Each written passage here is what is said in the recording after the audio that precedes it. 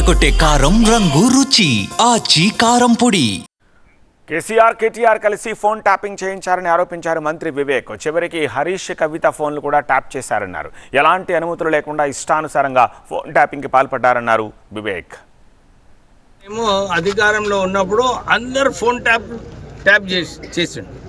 అంతేకాదు, అందరే కాదు, ఆయన సొంత కుటుంబ సభ్యులు హరీష్ రావు, కవిత మీద కూడా ఫోన్ ట్యాపింగ్ చేసిండు కేటీఆర్. పార్లమెంట్ ఒక చట్టం తీసుకొచ్చింది, ఎవరిపైన ఫోన్ ట్యాపింగ్ చేయాలనుకుంటే చీఫ్ సెక్రటరీ పర్మిషన్ లేకుంటే ఫోన్ ట్యాపింగ్ చేయకూడదు. కానీ వీళ్ళు సొంత నిర్ణయాలు తీసుకొని పోలీస్ ఆఫీసర్లు, రిటైర్ అయిన పోలీస్ ఆఫీసర్లను వారికి అధికారం ఇచ్చి వాళ్ళ ద్వారా ఈ ఇల్లీగల్ పని, ఫోన్ ట్యాపింగ్ పని చేయించడం జరిగింది. వాళ్ళపైన కఠినమైన క్రిమినల్ కేసెస్ పెట్టేది అవసరం ఉంది.